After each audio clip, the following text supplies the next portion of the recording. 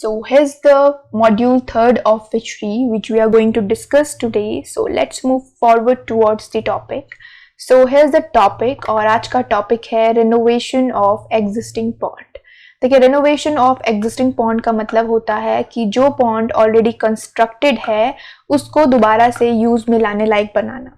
देखिए रेनोवेशन की ज़रूरत क्यों होती है? रेनोवेशन की ज़रूरत इसलिए होती है कि जब पॉन्ड में रिपीटेड मैन्योरिंग की जाती है, रिपीटेड लाइमिंग की जाती है, यूज अमाउंट ऑफ फीड जो है पॉन्ड में फिशेस को प्रोवाइड किया जाता है, तो ये चीज़ें धीरे धीरे जो है बॉटम में पॉन्ड का जो बॉटम होता है उसमें एक्यूमुलेट होने लगती हैं और ये सेडिमेंट्स जो हैं एक सेडिमेंट लेयर जो है पॉन्ड में फॉर्म करने लगते हैं, जो लेयर डे बाय डे जो है थिक होती जाती है, जो कि पॉन्ड के लिए जो है पॉन्ड के हेल्थ स्टेटस के लिए जो है सही नहीं होता है। तो पॉन्ड का जो वाटर होता है वो टॉक्सिक होने लगता है। फिशेस जो होती हैं, फिशेस के लिए ये जो वाटर होता है हार्मफुल होने लगता है। ऑक्सीजन डिफिशिएंसी पॉन्ड में होने लगती है। तो इन सारी चीज़ों से डील करने के लिए पॉन्ड को once in a 4 to 6 year जो है रेनोवेट किया जाता है। और रेनोवेशन करने का ऑब्जेक्टिव यही है to regain the fertility of the pond. Pond की फर्टिलिटी को रिगेन करना, पॉन्ड के हेल्थ स्टेटस को इम्प्रूव करना, ये जो है ऑब्जेक्टिव होते हैं रेनोवेशन करने के। और अदर ऑब्जेक्टिव ये होते हैं कि पॉन्ड जब बहुत ज़्यादा जो है यूज में होता है, बहुत ज़्यादा जो है कॉन्टिन्यूसली यूज में लाया जा रहा है, तो उसके जो कंस्ट्रक्टेड जो पार्ट होते हैं पॉन्ड के, जो वॉल्स होती हैं वो विदर होने लगती हैं। एक टाइम बाद जो है उनको मेंटेनेंस की रिक्वायरमेंट होती है। तो इसीलिए जो है रिनोवेशन किया जाता है पॉन्ड का, ताकि जो कंस्ट्रक्शन है वो रिपेयरिंग का वो किया जा सके और पॉन्ड से अनवांटेड जो एलिमेंट्स हैं उनको रिमूव किया जा सके। अब देखिए रिनोवेशन में सबसे पहला जो पॉइंट आता है कि रिनोवेशन किस टाइम पे किया जाता है। रिनोवेशन उस टाइम पे किया जाता है जब वाटर टेबल जो है लो होता है, जब water table basically goes down from the near by places और फ्रॉम द पॉन्ड। उस टाइम पे जो है रिनोवेशन किया जाता है, क्योंकि वो टाइम जो होता है इजी टू मैनेजेबल होता है। अगर हैवी लेवल जो है वाटर का होगा तो that will be difficult to manage. इसीलिए वाटर टेबल जब रिड्यूस होता है, वाटर लेवल जब रिड्यूस होता है, तो उस टाइम पे रिनोवेशन वर्क इनिशिएट किया जा सकता है। उसके बाद देखिए रिनोवेशन करने के डिफरेंट जो है प्रोसेस होती हैं। सबसे पहले जब रिनोवेशन किया जाता है तो पॉन्ड से डीवीडिंग की जाती है। डीवीडिंग मतलब कि जो अनवांटेड प्लांट्स होते हैं जो वाटर सरफेस पे फ्लोट करते होते हैं उनको रिमूव किया जाता है। उसके बाद डी वाटरिंग की जाती है। डी वाटरिंग का मतलब होता है कि प्लांट के रिमूव करने के बाद जो वाटर होता है पॉन्ड में, ऑलरेडी जो पॉन्ड होता है कंस्ट्रक्टेड पॉन्ड, उसमें वाटर एक्यूमुलेटेड होता है, तो उस वाटर को पॉन्ड से कंप्लीटली रिमूव किया जाता है और उसके बाद पॉन्ड की ड्राइंग की जाती है। पॉन्ड को ड्राई किया जाता है। ड्राई क्यों किया जाता है? देखिए ड्राई करने के बाद जो बॉटम होता है उसे जो है इवन किया जाता है, मतलब कंटोरिंग की जाती है ड्राइंग करने के बाद। ठीक है, कंटोरिंग का मतलब होता है कि जो अनइवन सरफेस होता है उसको इवन किया जाता है। और इसके बाद की जाती है डी सिल्टिंग। देखिए डी सिल्टिंग बेसिकली ये जो सिल्ट है ये बॉटम में जो है एक्यूमुलेट होने लगता है। जो वेस्टेज होता है, जो सेडिमेंट्स होते हैं, वो बॉटम में एक जो है सिल्ट की लेयर जो है फॉर्म करने लगते हैं। तो इसे जो है डी सिल्टिंग कहा जाता है, रिमूवल ऑफ दो sediments from the bottom surface of the pond. तो इन्हें किस तरह से रिमूव किया जाता है? देखिए इनको ड्राइंग करने के बाद रिमूव किया जाता है। जैसे डीवाटरिंग के बाद जो ड्राइंग की जाती है, इसीलिए ड्राइंग की जाती है ताकि जो सिल्ट पोर्शन है, जो सेडिमेंट्स हैं, वो जो है ड्राई हो जाएं और उनमें क्रैक फॉर्म होते हैं। तो जब उनमें क्रैक्स फॉर्म होते हैं तो उनको इजीली जो है रिमूव किया जा सकता है। अगर वो वेट कंडीशन में है तो वेट कंडीशन में सिल्ट को बॉटम सरफेस से रिमूव करना जो है वो बहुत ही ज्यादा मुश्किल होता है। तो इसीलिए ड्राई करने के बाद रिमूव किया जाता है। तो देखिए ये सारी प्रोसेस होती है जो एक रेनोवेट जब पॉन्ड को किया जाता है तो की जाती हैं 1 by 1। उसके बाद देखिए ये सारी चीजें जो है पॉन्ड से रिमूव की जाती हैं। उसके बाद मेंटेन किया जाता है जो मेंटेनेंस होता है। मेंटेनेंस जिसमें रिपेयरिंग वर्क आता है, जो डाइक का रिपेयरिंग की जाती है। अब ये डाइक्स क्या होता है? देखिए डाइक्स बेसिकली इतना बहुत बड़ा वर्ड नहीं है। डाइक पॉन्ड के लिए यूज होता है जो वॉल बेसिकली पॉन्ड के चारों तरफ जो स्लोप्स दिए जाते हैं, जो वॉल बनाई जाती है, उनको डाइक कहा जाता है। ठीक है, पॉन्ड के केस में इनको डाइक्स कहा जाता है। बट आप प्रोटेक्टेड वॉल्स अपने दिमाग में जो है इस तरह से कनेक्ट कर सकते हैं कि जो प्रोटेक्टेड वॉल्स पॉन्ड में बनाई जाती हैं उन्हीं को डाइक कहा जाता है। कई बार जो है वर्ड याद नहीं रहता है। तो जो प्रोटेक्टेड वॉल्स होती हैं किस तरह से फॉर्म की जाती हैं? देखिए ये जो है पॉन्ड, पहले डाइक समझ लेते हैं होता क्या है। देखिए ये जो कंस्ट्रक्ट किया गया है चारों तरफ पॉन्ड के, ये डाइक है, ये डाइक का टॉप पोर्शन है, ठीक है। और इसका जो विड्थ होता है डाइक टॉप का वो होता है 1.5 मीटर। उसके बाद ये जो ब्राउन पोर्शन है ये डाइक स्लोप है। यहाँ पे देखिए ये डाइक टॉप है और ये जो है ये वाला पोर्शन ये डाइक स्लोप है। अब देखिए ये जो डाइक स्लोप होता है इसका रेशियो होता है, जो हॉरिजेंटल होता है वो होता है 2 और जो वर्टिकल होता है ये वाला वर्टिकल ये होता है बेसिकली 1, ठीक है। तो 2:1 का रेशियो होता है डाइक स्लोप का। तो देखिए क्या होता है कि कॉन्टिन्यूसली जब पॉन्ड यूज में होता है तो ये सारी चीजें जो है विदर हो जाती हैं, डैमेज हो जाती हैं, तो इनको रिपेयरिंग की रिक्वायरमेंट होती है, रिपेयरिंग और मेंटेनेंस की टाइमली रिक्वायरमेंट होती है, क्योंकि ये प्रोटेक्टेड वॉल्स होती हैं। देखिए प्रोटेक्टेड वॉल्स की रिक्वायरमेंट क्यों होती है पॉन्ड में, इसीलिए होती है जब हैवी रेनफॉल होता है या जब नियर बाय कोई आउटसोर्स जो है वाटर स्ट्रीम्स होती हैं तो उनसे जो है वाटर फ्लडेड होने की पॉसिबिलिटी होती है पॉन्ड में, जो कि हार्मफुल होता है पॉन्ड के इकोसिस्टम के लिए, फिशेस के लिए जो है हार्मफुल होता है। कई बार प्रेडेटरी फिशेस जो हैं आउटसोर्स से पॉन्ड में एंटर कर जाती हैं, तो वो क्या करती हैं, वो जो पॉन्ड में फिशेस अवेलेबल होती हैं उनको फीड करने लगती हैं। और उसके बाद देखिए पेस्टिसाइड पोल्यूशन होने की सबसे ज्यादा पॉसिबिलिटी होती है जब जो है आउटसोर्स से वाटर एंटर करता है पॉन्ड में। तो इन सब से बचने के लिए, इन सब से प्रिवेंट करने के लिए जो है पॉन्ड को प्रोटेक्ट करने के लिए ये वॉल्स बनाई जाती हैं। जो भी कंस्ट्रक्टेड पॉन्ड्स होते हैं उनमें ये वॉल्स जो है फॉर्म की जाती हैं टू प्रोटेक्ट दी पॉन्ड, ठीक है। तो ये पॉन्ड का पार्ट है, पॉन्ड को कंस्ट्रक्ट करने का जो है ये एक इंपॉर्टेंट स्टेप है, इंपॉर्टेंट पार्ट है पॉन्ड का, dykes. So this is all about renovation of existing pond, जिसके अंदर हमने जो है पॉन्ड को किस तरह से रिपेयर किया जाता है, डाइक्स को किस तरह से रिपेयर किया जाता है या मेंटेन किया जाता है, वो सारी चीजें डिस्कस करेंगे। चलिए अब आगे बढ़ते हैं। देखिए यहाँ पे हम जानेंगे न्यू पॉन्ड का कंस्ट्रक्शन किस तरह से किया जाता है, construction of new Pond's and farms.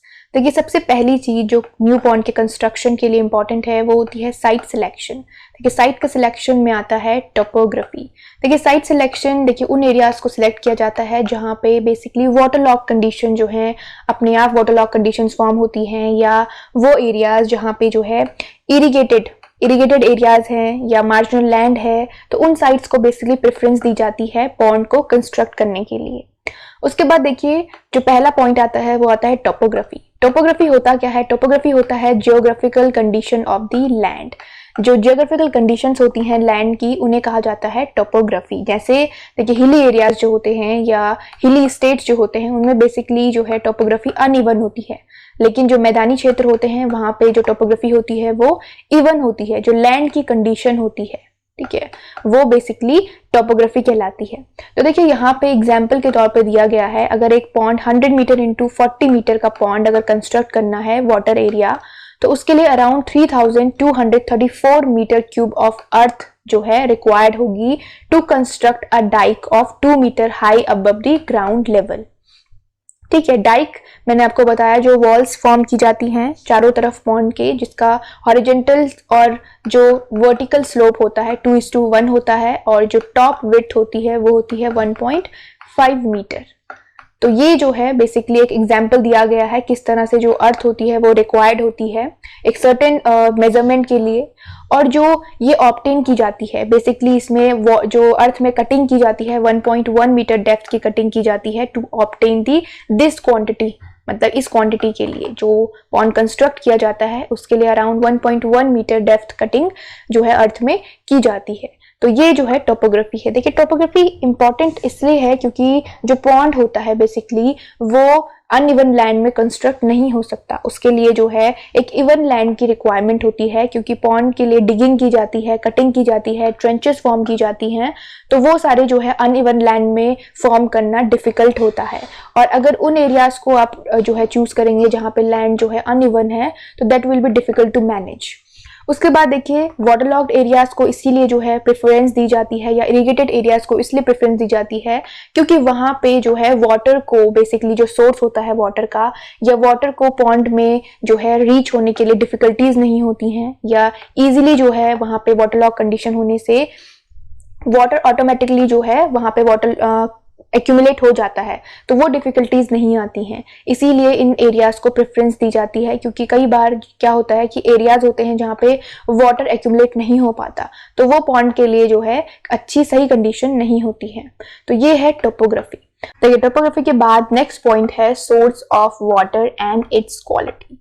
देखिए वाटर सोर्स जो है वो क्लीन होना चाहिए, उसमें बहुत ज़्यादा कंटेमिनेशन नहीं होना चाहिए और पेस्टिसाइड पोल्यूशन नहीं उसमें होना चाहिए। तो ये जो वाटर होता है it should be free from contamination, free from heavy metals. इसकी क्वालिटी, देखिए क्वालिटी होती है जो कि फिजिकल केमिकल प्रॉपर्टीज में आती है। जो वाटर क्वालिटी होती है that should be healthy. Physical chemical properties होती क्या हैं ये हम जो है प्रीवियस लेक्चर में डिस्कस कर चुके हैं कि व्हाट इज बेसिकली फिजियोकेमिकल या फिजिकल या chemical properties of the pond. देखिए उसमें आता है टेम्परेचर। जो पॉन्ड का टेम्परेचर होता है वो 15 to 35 डिग्री सेल्सियस जो है मेंटेन होना चाहिए, क्योंकि टेम्परेचर फिश ग्रोथ में इंपॉर्टेंट रोल प्ले करता है। कैसे इंपॉर्टेंट रोल प्ले करता है ये हम प्रीवियस लेक्चर में डिस्कस कर चुके हैं, ठीक है। तो जो टेम्परेचर होता है वो 15 से 35 डिग्री सेल्सियस पॉन्ड में होना चाहिए, which is very much favourable for the carp growth. उसके बाद जो पीएच वैल्यू होती है, देखिए पॉन्ड का जो पीएच स्टेटस होता है it should not be too acidic और नॉट सो एल्कलाइन, ठीक है। हाईली एल्कलाइन नहीं होना चाहिए, slightly alkaline will be suitable, but highly alkaline above 9 या अबव 8.5 जो है ये फिश ग्रोथ के लिए सुटेबल नहीं होता है। और बिलो 5.5 से नीचे अगर पीएच जाता है तो लाइम की एप्लीकेशन दी जाती है, ठीक है। लाइमिंग एप्लीकेशन ये इंपॉर्टेंट प्रैक्टिस है पॉन्ड की, जो कि पॉन्ड में पीएच को मेंटेन करने के लिए की जाती है। तो देखिए जो फिजिकल केमिकल प्रॉपर्टीज मैंने आपको बताई ये डायरेक्टली जो है फिश ग्रोथ को इन्फ्लुएंस करती है। इसीलिए सोर्स ऑफ वाटर और इट्स क्वालिटी जो है इंपॉर्टेंट फैक्टर है किसी भी न्यूली पॉन्ड को कंस्ट्रक्ट करने के लिए या एग्जिस्टिंग पॉन्ड को मेंटेन करने के लिए। फाइन। उसके बाद देखिए आता है सॉइल टाइप। देखिए जो सॉइल टाइप होता है, सॉइल जो होती है लो इन्फ्लिटेशन रेट वाली जो सॉइल्स होती हैं they are basically most suitable for the fish pond. Infiltration rate होता क्या है? इन्फ्लिटेशन रेट होता है किस तरह से जो वाटर होता है एंटर करता है from one layer to another layer of the soil, ठीक है। देखिए जैसे सैंडी सॉइल है, सैंडी सॉइल में वाटर एंटर करता है और डायरेक्टली बहुत फास्टली जो है मूव कर जाता है। लेकिन अगर क्ले सॉइल में वाटर को अगर अप्लाई किया जाएगा तो बहुत धीरे धीरे वाटर जो है उससे इन्फिल्ट्रेट होता है, सॉइल की डिफरेंट लेयर से इन्फिल्ट्रेट होता है। तो this is basically the infiltration कि किस तरह से वाटर मूव करता है from upper layer to lower layer. तो यहाँ पे जो लो इन्फिल्ट्रेशन रेट वाली सॉइल होती हैं that is basically suitable for the fish pond, क्योंकि फिश में जो फिश पॉन्ड होता है उसमें वाटर को एक्यूमुलेट किया जाता है। तो वाटर अगर इन्फिल्ट्रेट हो जाएगा तो बार बार जो है वाटर के लेवल को मेंटेन करने के लिए वाटर को जो है पॉन्ड में एक्यूमुलेट करना पड़ेगा, तो वो जो है डिफिकल्ट होता है। तो इसीलिए लो इन्फिल्ट्रेशन रेट वाली सॉइल सुटेबल होती है फिश पॉन्ड के लिए। उसके बाद देखिए जो बेस्ट सॉइल होती है वो इम्पर्मेबल क्ले सॉइल्स होती हैं which can easily B compacted, ठीक है। कॉम्पैक्ट होनी चाहिए नेचर में एंड मेड लीक प्रूफ। देखिए क्ले सॉइल जो होती हैं वो लीक प्रूफ इसलिए कहा जाता है क्योंकि जब क्ले सॉइल में वाटर को अप्लाई किया जाता है तो ये क्या होती हैं, स्वेल हो जाती हैं और ये कॉम्पैक्ट हो जाती हैं, वाटर को इजीली जो है मूव आउट नहीं करने देती हैं। तो इसीलिए इम्पर्मेबल जो क्ले सॉइल होती हैं that is basically suitable soil for the fish pond construction. उसके बाद देखिए लोमी सॉइल्स जो होती हैं वो भी सुटेबल होती हैं, बट उनमें जो है क्ले सॉइल से ज़्यादा जो है सुटेबल नहीं होती। उनमें कंपैक्शन की, वेल कंपैक्शन की रिक्वायरमेंट होती है, तो उसमें क्ले सॉइल का एप्लीकेशन जो है दिया जाता है। तो ये जो है सॉइल टाइप है। So these are the point under site selection, जिसमें टोपोग्राफी, सोर्स ऑफ वाटर और सॉइल टाइप को हमने डिस्कस करा। चलिए आगे देखते हैं। अब देखिए यहाँ पे जो इन्फिल्ट्रेशन रेट दिया गया है डिफरेंट सॉइल का किस तरह से होता है वो दिया गया है। तो देखिए यहाँ पे क्ले सॉइल का दिया गया है 1 to 5 mm पर हेक्टेयर। देखिए यहाँ पे जो ये इन्फिल्ट्रेशन रेट है वो पॉन्ड के रिगार्डिंग दिया गया है कि पॉन्ड में किस तरह से जो है जो इन्फिल्ट्रेशन रेट होता है सॉइल का, किस तरह से सॉइल को प्रेफरेंस दी जाती है। तो यहाँ पे क्ले का जो इन्फिल्ट्रेशन रेट है वो 1 to 5 mm पर हेक्टेयर है। क्ले टू लोम का है 5 to 10। देखिए क्ले सबसे सुटेबल सॉइल है, लेकिन क्ले लोम को भी जो है यूज किया जा सकता है। 5 to 10 है इसका inflation rate mm per hectare. उसके बाद देखिए सिल्टी लोम का है 10 to 20। और सबसे ज्यादा है सैंड का 30 to 100। तो देखिए इसमें आपको जो है क्ले का याद रखना है। सबसे पहले क्ले और सैंड, सबसे कम क्ले का होता है, सबसे ज्यादा सैंड का होता है। तो clay is a most suitable soil और मोस्ट अनसुटेबल सॉइल होगी सैंड। उसके बाद देखिए ये 1 by 1 चल रहे हैं, 1 to 5, 5 to 10, ठीक है। 5 के मल्टीपल में 1 to 5, 5 to 10, उसके बाद देखिए 10 to 20, 20 to 30, 30 to 100। तो यहाँ पे कुछ इतना ज्यादा जो है न्यूमेरिक नहीं है जो आपको याद करने में डिफिकल्टी हो। अगर आप क्ले और सैंड का याद रखते हैं तो बीच के नंबर जो हैं आपको याद हो जाएंगे। ये एक एवरेज रेंज दी गई है जो कि 5 से 10, 10 से 20 है, तो यहाँ पे इतना जो डिफिकल्ट नहीं है। तो सबसे पहले आपको ये क्ले और सैंड को याद रखना है। देखिए ये न्यूली कंस्ट्रक्टेड पॉन्ड है। ये देखिए वर्क अंडर कंस्ट्रक्शन है, किस तरह से डाइक्स फॉर्म की जा रही हैं। ये देखिए ये डाइक्स है, डाइक स्लोप है। ये डाइक की जो है, ये देखिए ये टॉप पोर्शन है डाइक का। तो ये जो है एक पॉन्ड है जो कंस्ट्रक्ट किया जा रहा है और फिर इस तरह से जो है पॉन्ड्स को वाटर से फिल किया जाता है। तो ये बेसिकली जो है न्यूली कंस्ट्रक्टेड पॉन्ड्स हैं। तो ये इन्फिल्ट्रेशन रेट इंपॉर्टेंट है। पॉन्ड के रिगार्डिंग क्वेश्चन जो है एग्जाम में बहुत रेज होते हैं। अगर क्वेश्चन पूछा जाता है तो पॉन्ड के रिगार्डिंग क्वेश्चंस आते हैं, ठीक है। जैसे लाइम एप्लीकेशन के रिगार्डिंग आया था तो इन्फिल्ट्रेशन रेट के रिगार्डिंग भी क्वेश्चन बनने की पॉसिबिलिटी होती है। तो ये था सॉइल का इन्फिल्ट्रेशन रेट, जो कि different soil according to suitability in the pond. चलिए आगे देखते हैं। देखिए नेक्स्ट पॉइंट जो आता है न्यूली कंस्ट्रक्टेड पॉन्ड के लिए, वो आता है water area ratio among pond types. Different pond types जो होते हैं जैसे nursery pond, rearing pond, stocking pond. तो ये डिपेंड करता है ऑब्जेक्टिव क्या है पॉन्ड का। मतलब नर्सरी में जो है स्मॉल साइज जो होता है फिश का वो रेयर किया जाता है। अब बेसिकली नर्सरी पॉन्ड में जो हैचलिंग होते हैं, ठीक है, देखिए हैचलिंग जो होते हैं उनको फ्राई स्टेज तक जो है रेयर किया जाता है। और जो रेयरिंग पॉन्ड होता है उसमें basically fry to fingerling stage जो up to around 10 to 15 centimetre की जो स्टेज होती है उसे फिंगरलिंग स्टेज कहा जाता है। तो फिंगरलिंग स्टेज जो है वो रेयरिंग पॉन्ड में होती है। उसके बाद fingerling to table purpose fish या जिस भी पर्पस के लिए फिश को ग्रो किया जा रहा है वो स्टॉकिंग पॉन्ड में होती है। तो जो वाटर का रेशियो होता है वो अकॉर्डिंग टू पॉन्ड होता है, according to objective of the farm होता है कि किस तरह का ऑब्जेक्टिव है, ठीक है। देखिए जो स्टॉकिंग पॉन्ड होता है उसमें बेसिकली फिंगरलिंग से लेकर जो टेबल साइज फिश होती है अराउंड 10 to 15 सेंटीमीटर से लेकर और जो 1 kg या 2 kg तक की फिश होती है उस फिश को जो है स्टॉकिंग पॉन्ड में रेयर किया जाता है। उसके बाद जो हैचलिंग्स होती हैं, हैचलिंग्स को स्मॉल पॉन्ड्स में जो है रेयर किया जाता है क्योंकि इतना ज्यादा एरिया जो है रिक्वायर्ड नहीं होता है। बहुत स्मॉल साइज के जो है हैचलिंग्स होते हैं और हैचलिंग को अप टू फ्राई स्टेज जो है स्मॉल पॉन्ड में नर्सरी पॉन्ड में जो है रेयर किया जाता है 2 to 3 months के लिए। तो जो वाटर एरिया रेशियो होता है वो सोलली डिपेंड करता है आपके टाइप ऑफ पॉन्ड के लिए। अब देखिए यहाँ पे देखते हैं जैसे नर्सरी पॉन्ड है। नर्सरी पॉन्ड क्या होता है, स्मॉल एंड शैलो होता है। इसका एरिया अराउंड होता है 0.022 to 0.06 हेक्टेयर का। देखिए जो यहाँ पे वाटर एरिया रेशियो की बात हो रही है वो बेसिकली डिफरेंट टाइप के जो पॉन्ड्स होते हैं उनके पर्सपेक्टिव में हो रही है कि कितना वाटर जो है, वाटर डेप्थ या कितना एरिया जो वाटर एरिया होता है डिफरेंट टाइप ऑफ पॉन्ड के लिए रिक्वायर्ड होता है। ये सारे पॉन्ड जो हैं वो फिश को रेयर करने के लिए यूज किए जाते हैं। अब देखिए नर्सरी पॉन्ड का जो एरिया होता है 0.02 to 0.06 हेक्टेयर का वाटर एरिया होता है और डेप्थ जो होती है 1 to 1.5 मीटर डेप्थ होती है, ठीक है। ये मोस्ट सुटेबल डेप्थ होती है जो नर्सरी पॉन्ड में मेंटेन की जाती है। उसके बाद देखिए रेयरिंग पॉन्ड जिसमें फ्राई टू फिंगरलिंग स्टेज जो है रेयर की जाती है, इसका देखिए थोड़ा ज्यादा होता है नर्सरी पॉन्ड से 0.06 to 0.10 हेक्टेयर और डेप्थ होती है 1.5 to 2 मीटर। तो देखिए नर्सरी पॉन्ड का आप याद रखिए, नर्सरी पॉन्ड के बाद ही स्टेप बाय स्टेप जो है ये आगे बढ़ रहा है। देखिए नेक्स्ट है स्टॉकिंग पॉन्ड जिसमें फिंगरलिंग स्टेज से लेकर टेबल साइज जो फिश होती है रेयर की जाती है स्टॉकिंग पॉन्ड में। तो इसके लिए जो टोटल वाटर एरिया होता है 0.25 to 1 हेक्टेयर का रिकमेंडेड एरिया होता है। देखिए जो स्टॉकिंग पॉन्ड होते हैं वो लार्ज साइज के पॉन्ड होते हैं क्योंकि यहाँ पे फिश का जो बिगर साइज होता है वो बेसिकली जो है रेयर किया जाता है fingerling to fingerling to depend करता है कि 1 kg फिश हार्वेस्ट की जा रही है या 2 kg फिश हार्वेस्ट की जा रही है, वो पर्पस पे डिपेंड करता है किस पर्पस के लिए फिश को हार्वेस्ट किया जा रहा है। लेकिन comparatively nursery pond and rearing pond, यहाँ पे जो फिश का साइज होता है वो बड़ा होता है, इसीलिए एरिया जो है वो लार्ज एरिया जो है स्टॉकिंग पॉन्ड के लिए रिक्वायर्ड होता है।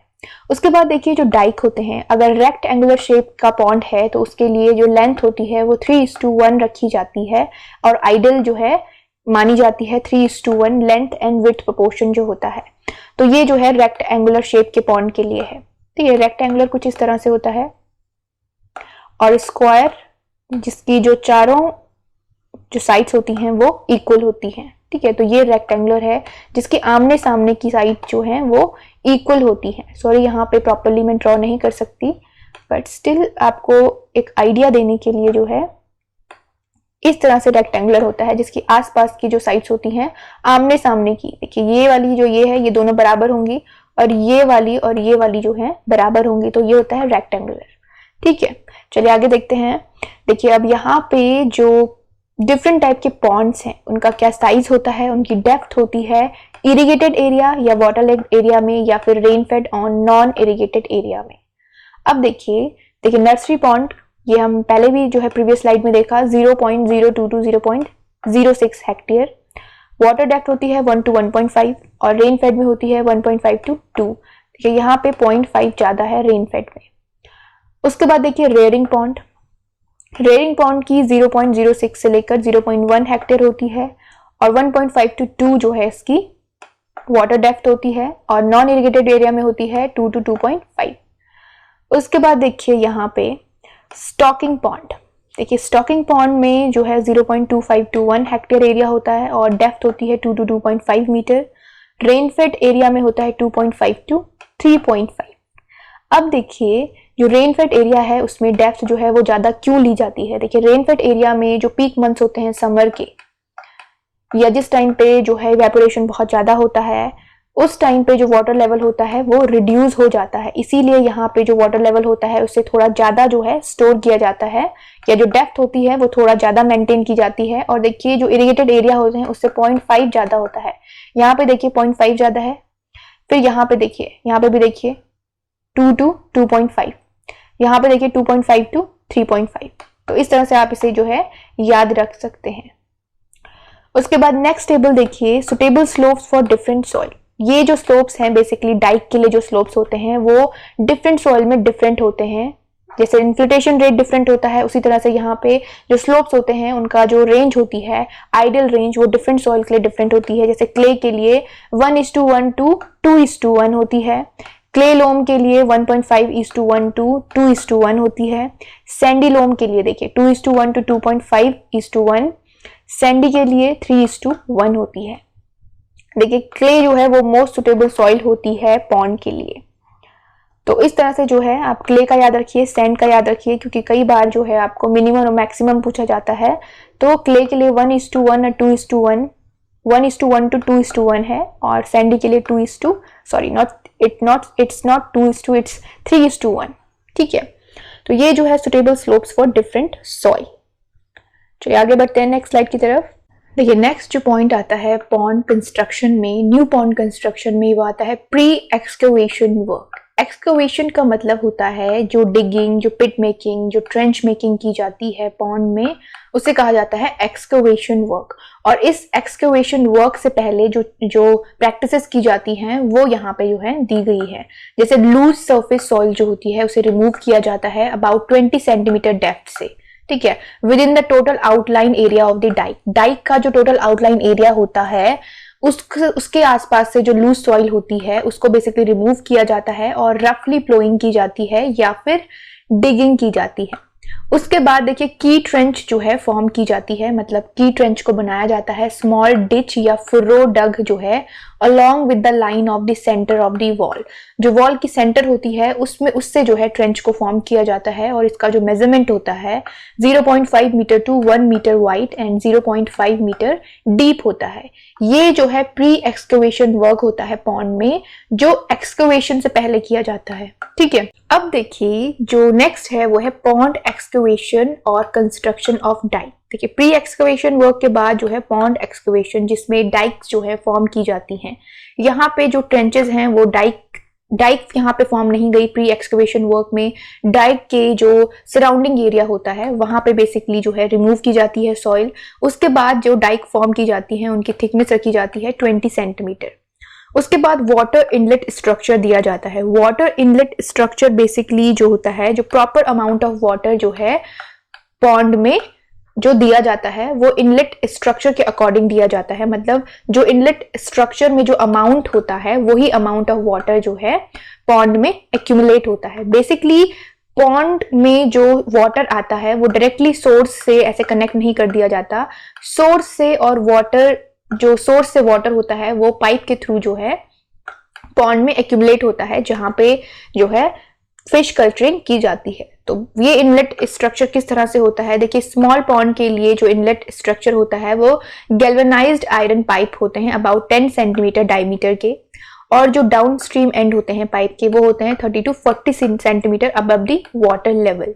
तो बेसिकली ये इनलेट स्ट्रक्चर बनाया क्यों जाता है, ताकि अमाउंट और प्रॉपर अमाउंट ऑफ वाटर जो है वो आपका पॉन्ड में धीरे धीरे जो है एक्यूमुलेट होता रहे और टाइमली एक्यूमुलेट होता रहे। अगर ये इनलेट स्ट्रक्चर नहीं दिया जाएगा तो वाटर जो है, वाटर का लेवल अनइवन होगा पॉन्ड में, कभी फ्लडेड कंडीशन होगी, कभी जो है वाटर जो है बहुत ही रिड्यूस होगा, बहुत ही कम लेवल जो है वाटर का पॉन्ड में होगा। तो इसीलिए इनलेट स्ट्रक्चर प्रोवाइड किए जाते हैं ताकि एक अमाउंट ऑफ वाटर, एक प्रॉपर अमाउंट ऑफ वाटर जो है कॉन्टिन्यूसली पॉन्ड में एक्यूमुलेट होता रहे, या जब भी पॉन्ड में रिक्वायरमेंट है वाटर लेवल को मेंटेन करने की तो ये इनलेट स्ट्रक्चर से मेंटेन की जाती है।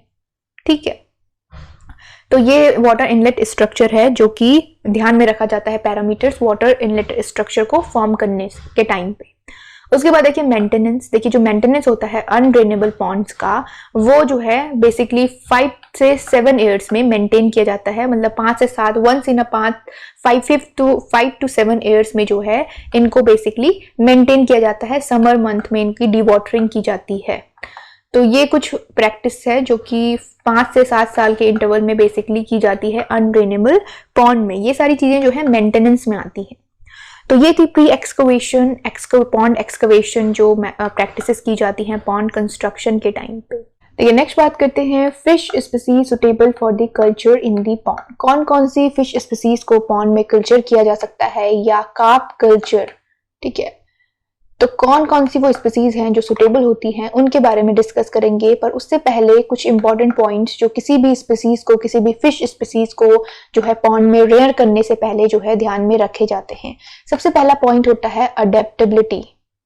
अडेप्टेबिलिटी जो होती है कि किस तरह से जो है फिश एनवायरनमेंट को अडेप्ट करती है, किस तरह से अपने ग्रोथ रेट को जो है इम्प्रूव करती है फ्रॉम दी सराउंडिंग। उसके बाद होता है कि जो फिश होती है it should be contaminated free fish, मतलब जो फिश सीड यूज किया जाता है उसमें कोई भी कंटेमिनेशन नहीं होना चाहिए, या वो स्पीसीज किसी भी डिजीज के लिए ससेप्टेबल नहीं होनी चाहिए, रेजिस्टेंट जो है फिश में होनी चाहिए, कंपैटिबिलिटी होनी चाहिए। कंपैटिबिलिटी का मतलब होता है कि फिश जब अदर स्पीसीज के साथ एक ही पॉन्ड में रेयर की जाती है तो उसके अंदर किस तरह से जो है वो कॉप अप करती है, किस तरह से वो फिश जो है उन एनवायरमेंट कंडीशन को अडेप्ट करती है, वो कंपैटिबिलिटी जो है फिश के अंदर होनी चाहिए। उसके बाद फिश की मार्केट वैल्यू। किसी भी फिश को रेयर करने से पहले जो है मार्केट वैल्यू जो होती है फिश की वो देखी जाती है कि फिश को कल्चर करने के बाद हाई रिटर्न मिल पाएगा या नहीं, क्योंकि मार्केट वैल्यू के लिए ही जो है फिश को रेयर किया जाता है पॉन्ड में। तो ये सबसे जो है इंपॉर्टेंट पॉइंट है रिगार्डिंग एनी फिश स्पीसीज। उसके बाद देखिए कार्प कल्चर में 2 इंपॉर्टेंट जो सक्सेसफुल सिस्टम होते हैं। वन है Chinese polyculture and another one is Indian composite culture। ठीक है, तो ये 2 सिस्टम हैं जो कि मेजर कार्प कल्चर सिस्टम हैं, जो कि बहुत कॉमनली जो है यूज किए जाते हैं, बहुत कॉमनली जो है प्रैक्टिस में लाए जाते हैं। तो चाइनीज कार्प सिस्टम जो है, चाइनीज पॉलीकल्चर जो सिस्टम है, उसमें बेसिकली सिल्वर कार्प को, कॉमन कार्प को और ग्रास कार्प को रेयर किया जाता है। और इंडियन कंपोजिट जो सिस्टम है उसमें बेसिकली कैटला, रोहू, एंड मृगल, इन्हें जो है बेसिकली रेयर किया जाता है। तो ये दो सिस्टम हैं जो कि बहुत ही फेमस सिस्टम हैं और बहुत ही ज़्यादा जो है सक्सेसफुल मेजर सिस्टम इन्हें कहा जाता है कार्प कल्चर में। उसके बाद देखिए जो स्पीसीज है, फिश स्पीसीज अनड्रेनेबल पॉन्ड में कौन कौन से सुटेबल स्पीसीज होती हैं उनके बारे में जानेंगे। तो सबसे पहले है कैटला, जो कि एक इंडियन कार्प है, इंडियन मेजर कार्प है, और ये इंडियन जो कंपोजिट फिश कल्चर होता है उसमें बेसिकली यूज की जाती है। ये जो स्पीसीज है कैटला स्पीसीज, ये फास्टेस्ट ग्रोइंग स्पीसीज है। इसका जो ग्रोथ रेट है वो बहुत ज़्यादा है मेजर कार्प स्पीसीज में, among the all carp species इसका जो ग्रोथ रेट है वो हाई है, और ये वाइडली डिस्ट्रीब्यूटेड है through out the India, Nepal, Pakistan, Burma and Bangladesh. In areas में जो है ये फ्रिक्वेंटली रिपोर्ट की जाती है और इसका जो ग्रोथ रेट है इन एरियाज में जो है बहुत ही अच्छा है। उसके बाद देखिए इसकी फीडिंग हैबिट की अगर बात की जाए तो इसकी फीडिंग हैबिट जू प्लैंकटन फीडर होती है। जू प्लैंकटन जो है ये पॉन्ड में होने वाले जो प्लांट्स होते हैं उनको कहा जाता है जू प्लैंकटन, और ये सरफेस फीडर है। देखिए यहाँ पे आप कंफ्यूज नहीं होंगे, जू plankton is the different term and surface feeder is the different term.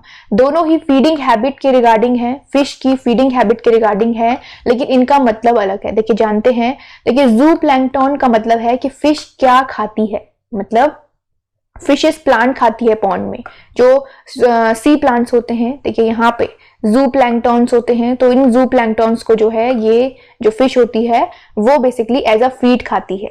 उसके बाद सरफेस फीडर का मतलब क्या होता है? देखिए सरफेस फीडर का मतलब होता है कि पॉन्ड के किस जोन में बेसिकली ये फीड करती है। तो देखिए पॉन्ड, ये पॉन्ड है, पॉन्ड में डिफरेंट डिफरेंट जोन होते हैं। बॉटम जोन होता है, मतलब बॉटम फीडर फिशेस आगे हम देखेंगे।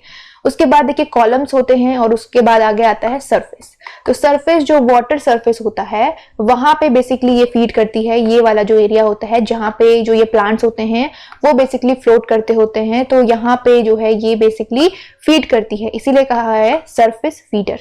देखिए इसकी मेच्योरिटी की अगर बात की जाए तो second year of life cycle, जो लाइफ साइकिल का सेकेंड ईयर होता है उसमें बेसिकली जो है ये मेच्योरिटी अटेन करती है और 70,000 एक्स पर केजी ऑफ बॉडी वेट जो है ये रिलीज करती है। तो ये जो है इसकी मेच्योरिटी है। उसके बाद अगर कंपोजिट फिश कल्चर में जो है इसे रेयर किया जा रहा है तो वहां पे कंपोजिट फिश पॉन्ड जो होता है उसमें अराउंड 1 ईयर में इसका जो बॉडी वेट होता है 1 केजी होता है, ठीक है, कंपोजिट फिश कल्चर में। और ये जो फिश बेसिकली नेचुरली ब्रीड होती है रिवर सिस्टम जो होते हैं during monsoon season under the control condition. Control conditions मतलब जहां पे जो है कंट्रोल एनवायरनमेंट है, जहां पे इस फिश को जो है रेयर किया जा रहा है, तो उन कंडीशंस में जो है ये नेचुरली ब्रीड होती है। और पॉन्ड में ये ब्रीड नहीं होती है, एक्यूमुलेटेड वाटर में ये जो है ब्रीड नहीं होती है, इसीलिए जो है वहां पे हाइपोथिसेशन जो टेक्निक होती है उसको बेसिकली यूज किया जाता है। और कैटला जो है बहुत ही बेटर रिस्पॉन्स करती है towards the hypophysation technique. Hypophysation technique basically होती क्या है? हाइपोथिसेशन का मतलब होता है इंड्यूस ब्रीडिंग। ब्रीडिंग को इंड्यूस किया जाता है by injecting the pituitary gland extract. Pituitary gland extract जो होता है उसको इंजेक्ट किया जाता है फिश की बॉडी में। फिश की बॉडी में जो है उस एक्सट्रैक्ट को इंजेक्ट किया जाता है थ्रू द इंजेक्शन, और फिर जाके जो है ब्रीडिंग इंड्यूस की जाती है। तो इस टेक्निक के टुवर्ड्स जो कैटला का रिस्पॉन्स है वो बहुत ही अच्छा है और ये सक्सेसफुल टेक्निक है इन कैटला, मतलब कैटला में ये टेक्निक जो है वर्क करती है। तो ये जो है इसके रिगार्डिंग इंपॉर्टेंट पॉइंट है कि हाइपोथिसेशन टेक्निक बेसिकली यूज, आपको क्वेश्चन जो है इस तरह से रेज हो सकता है कि हाइपोथिसेशन टेक्निक जो है फिश में किसके लिए यूज की जाती है, या फिश ब्रीडिंग के लिए कौन सा इंजेक्शन मेथड यूज किया जाता है, या हाइपोथिसेशन किसके रिगार्डिंग है। तो ये इंपॉर्टेंट टर्म है, इसीलिए जो है यहाँ पे मैंने इमेज लगाई है ताकि आपको याद रहे हमेशा कि ये जो टेक्निक है वो फिश ब्रीडिंग के रिगार्डिंग है, जिसमें जो है ब्रीडिंग को इंड्यूस किया जाता है। ठीक है, तो ये जो है इंपॉर्टेंट पॉइंट है रिगार्डिंग कैटला। चलिए आगे देखते हैं। देखिए नेक्स्ट फिश है रोहू। रोहू भी एक जो है इंडियन कार्प है, इंडियन मेजर कार्प में आती है रोहू। देखिए रोहू भी जो है नेचुरल इनहेबिटेंट है, रिवर सिस्टम में जो है बेसिकली पाई जाती है और इंडिया, नेपाल, पाकिस्तान, बांग्लादेश, बर्मा के जो रिवर सिस्टम है वहां पे पाई जाती है। देखिए जो रोहू है ये एक ओमनीवोरस है और कॉलम फीडर है। देखिए ओमनीवोरस वो होते हैं जो बेसिकली प्लांट और एनिमल्स दोनों पे फीड करते हैं। तो ये जो फिश है, देखिए रोहू कुछ इस तरह से दिखाई देती है, ये क्या करती है, ये सी प्लांट्स जो होते हैं उन पे और सी एनिमल्स दोनों पे फीड करती है। और साथ में ये एक कॉलम फीडर है। कॉलम फीडर का मतलब होता है, देखिए ये वाला जो एरिया होता है पॉन्ड का, वाटर कॉलम्स जो होते हैं वहां पे बेसिकली जो है ये फीड करती है। जिस तरह से सरफेस फीडर मैंने आपको बताया था कि वाटर सरफेस पे फीड करते हैं, उसी तरह से जो कॉलम फीडर होते हैं वो वाटर कॉलम्स में फीड करते हैं। और ये ओमनीवोरस है तो ये प्लांट और सी एनिमल्स दोनों को फीड करती है। ठीक है, उसके बाद इसकी मेच्योरिटी की अगर बात करें तो देखिए इसकी जो मेच्योरिटी होती है, सेक्सुअल मेच्योरिटी, इसकी सेक्सुअल मेच्योरिटी आती है सेकंड ईयर। सेकंड ईयर में जो है, जो लाइफ साइकिल का सेकंड ईयर होता है उसमें ये सेक्सुअल मैच्योरिटी को अटेन करती है। और जो इसका बेसिकली जो इसका ब्रीडिंग होता है वो नेचुरली रिवर सिस्टम में जो है ये ब्रीड होती है, या फिर स्पेशल कंडीशंस में जो होती हैं, स्पेशल कंडीशन जो प्रोवाइड की जाती हैं फिश कल्चर के लिए, उनमें जो है ये ब्रीड की जाती है, या फिर जो है इंड्यूस ब्रीडिंग जो है की जाती है, जैसे हाइपोथेसेशन। उसके बाद देखिए जो इसकी फेकेंडिटी होती है वेरी करती है, अराउंड 2,26,000 टू 28,000 जो है एग, सॉरी नॉट 28,000, 2,80,000 एग्स जो है ये रिलीज करती है अकॉर्डिंग टू साइज। ठीक है, ये एवरेज फेकेंडिटी दी गई है। फेकेंडिटी का मतलब होता है कि जो कैपेसिटी होती है एग रिलीज करने की, सेम ऑफ स्प्रिंग को जो है प्रोड्यूस करने की, उसे कहा जाता है फेकेंडिटी। तो इसकी फेकेंडिटी, ये एवरेज फेकेंडिटी दी गई है, बाकी जो है वो साइज के अकॉर्डिंग होती है, साइज पे डिपेंड करता है कि कितना साइज है। जैसे ये जो फिश है अराउंड अंडर पॉन्ड कल्टीवेशन जो है 900 ग्राम विद इन द एयर जो है इसका बॉडी वेट होता है जब इसे पॉन्ड कल्चर में रेयर किया जाता है। और जो इसकी स्पॉनिंग होती है, स्पॉनिंग मतलब किस टाइम पे जो है ये एग ले करती है, स्पॉनिंग मॉनसून के टाइम पे होती है। ठीक है, मॉनसून सीजन में अराउंड अप्रैल टू सितंबर जो है इसका स्पॉनिंग होती है। ठीक है, और जो इसके सीड होते हैं, मतलब फिश सीड जो होते हैं, बेसिकली जो है ये जो फिश सीड होते हैं सीजनल पॉन्ड में रेयर किए जाते हैं। सीजनल पॉन्ड्स जो होते हैं उनमें रेयर किए जाते हैं। अनड्रेनेबल पॉन्ड्स जो होते हैं, अनड्रेनेबल पॉन्ड्स जो है मैं आपको बता चुकी हूँ क्या होते हैं अनड्रेनेबल पॉन्ड्स, तो उन्हीं में जो है इनके फिश की रेयरिंग की जाती है। देखिए मोस्ट ऑफ द फिशेस की जो सीड की रेयरिंग की जाती है वो अनड्रेनेबल पॉन्ड में की जाती है। जो प्रीवियस केटला भी हमने देखी थी, केटला का भी जो फिश सीड जो है रेयर किया जाता है वो पॉन्ड में, अनड्रेनेबल पॉन्ड में, स्मॉल पॉन्ड में जो है रेयर किया जाता है। ठीक है, तो ये जो है फिश है रोहू इस तरह से दिखाई देती है, और ये पॉन्ड है जहां पे ये फीड करती है बॉटम वाटर कॉलम में। ठीक है, वाटर कॉलम में फीड करती है, बॉटम में नहीं। बॉटम पोर्शन ये है, आगे देखेंगे हम बॉटम में कौन सी फिश जो है फीड करती है। चलिए आगे बढ़ते हैं। देखिए नेक्स्ट जो फिश है वो है मृगल फिश। देखिए मृगल भी एक इंडियन मेजर कार्प है, और ये भी जो है mrigal is inhabitant of all major river system of India, Pakistan, Bangladesh और बर्मा। देखिए रिवर सिस्टम की जब बात की जाती है, रिवर सिस्टम मतलब जो मेजर रिवर सिस्टम है, जैसे इंडिया में गंगा, यमुना, ये जो है ब्रह्मपुत्र, ये मेजर रिवर सिस्टम है। तो इन मेजर रिवर सिस्टम में ये जो फिश स्पीसीज हैं वो पाई जाती हैं। जैसे केटला, रोहू भी जो हैं वो भी रिवर सिस्टम में पाई जाती हैं। मैंने आपको एरियाज बताए कहाँ कहाँ पे वो मिलती हैं। तो देखिए मृगल जो है वो इंडिया, पाकिस्तान, बांग्लादेश और बर्मा, इनके जो मेजर रिवर सिस्टम है वहां पे पाई जाती हैं, और ये एक डेट्रीवोरस और बॉटम फीडर है।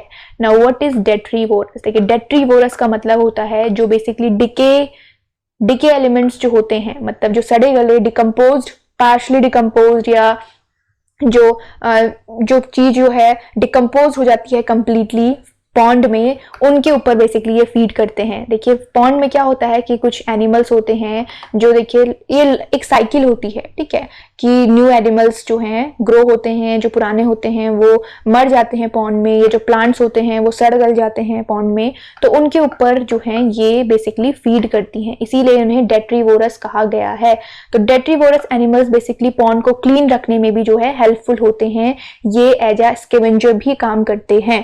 ठीक है, स्कैवेंजर मतलब जो क्लीन करते हैं, तो ये पॉन्ड को जो है क्लीन रखने में भी हेल्पफुल होते हैं। पॉन्ड में जितने भी जो हैं सड़े गले जो एलिमेंट्स होते हैं, प्लांट्स होते हैं, एनिमल्स होते हैं, उनके ऊपर ये फीड करते हैं, और ये बॉटम फीडर होते हैं। अब देखिए बॉटम फीडर क्या होता है? बॉटम फीडर होता है जो इस यहाँ पे जो पॉन्ड का सबसे नीचे वाला जो पार्ट होता है, ये बॉटम पार्ट, यहाँ पे फीड करते हैं, तो इन्हें कहा जाता है बॉटम फीडर।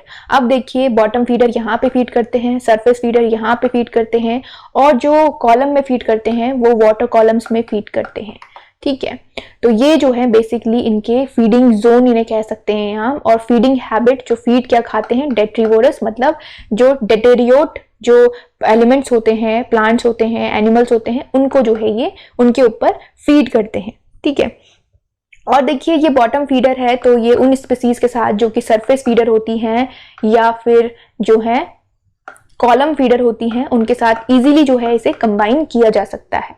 उसके बाद देखिए जो मृगल होती है, यूजुअली आपके मैच्योरिटी जो होती है इसकी 1 to 2 1 या फर्स्ट या सेकेंड ईयर में जो है मैच्योरिटी अटेन करती है, और जो उसकी फैकेंडिटी होती है अराउंड 1,24,000 to 1,90,000 जो है एग्स रिलीज करती है एक टाइम में।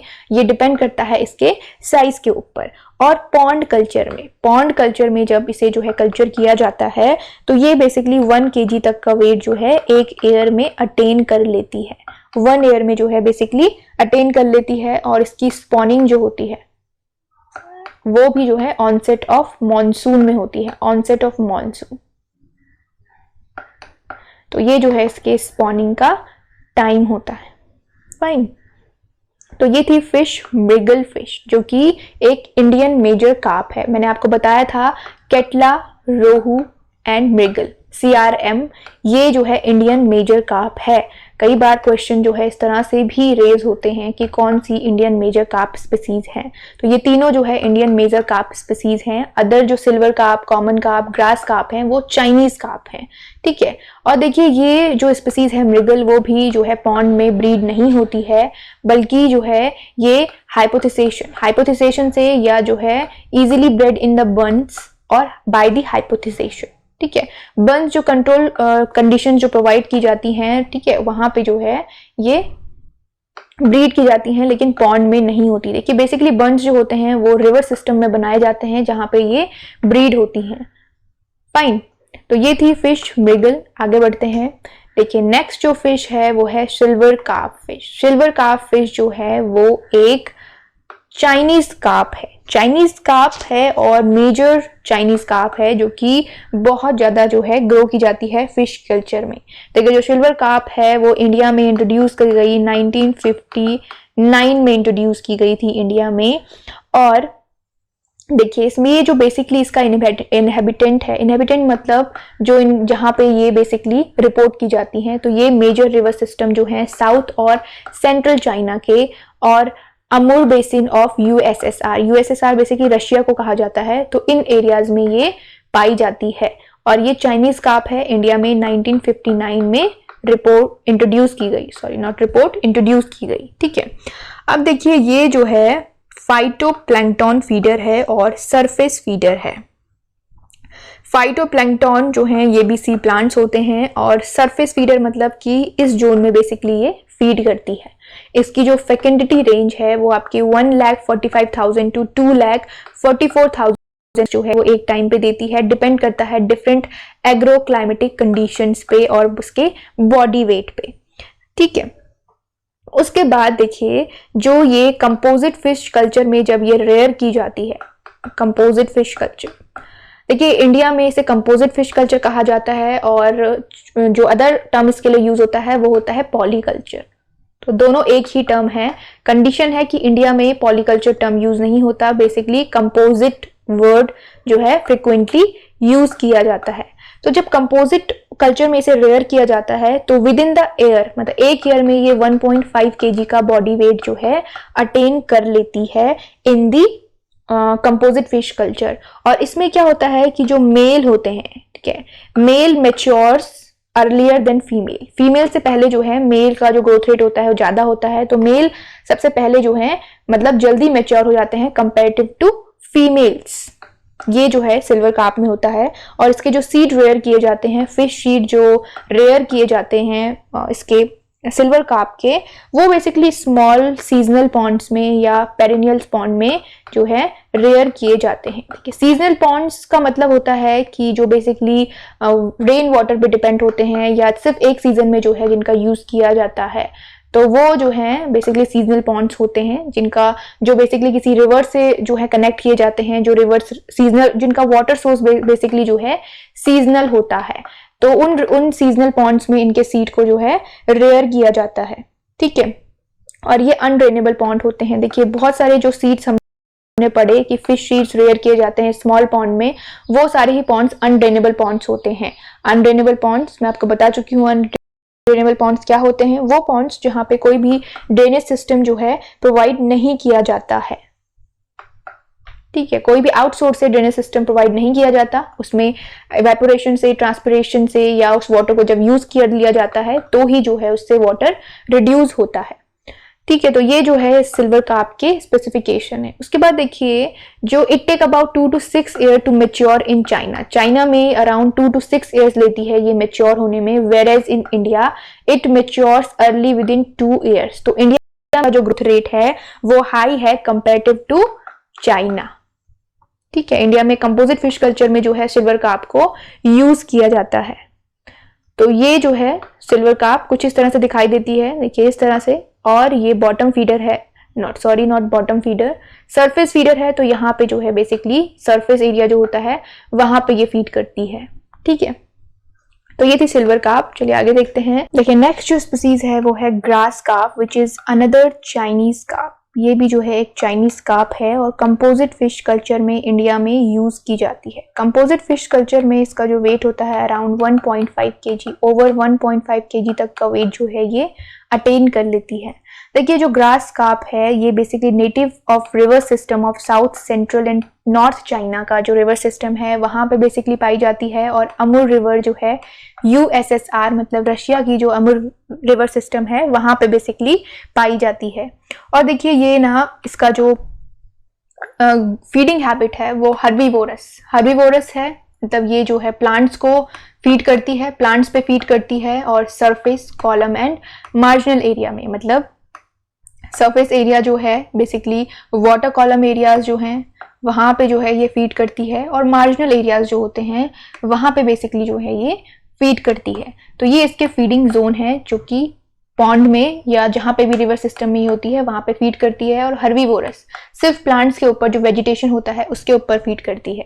देखिए जो ग्रास कार्प है इसे एज अ बायोलॉजिकल कंट्रोल भी जो है पॉन्ड में यूज किया जाता है वेजिटेशन को क्लीन करने के लिए, ठीक है। बायोलॉजिकल कंट्रोल, जब वेजिटेशन पॉन्ड में बहुत ज्यादा हो जाता है तो ग्रास कार्प का यूज किया जाता है पॉन्ड में ताकि वो वेजिटेशन को क्लीन किया जा सके, क्योंकि ये जो है प्लांट्स के ऊपर फीड करती है। तो जितने भी प्लांट्स होते हैं ये उनको जो है एज अ फीड यूज कर लेती है। और उसका जो ग्रोथ रेट होता है बेसिकली इसकी फीडिंग हैबिट पे डिपेंड करता है।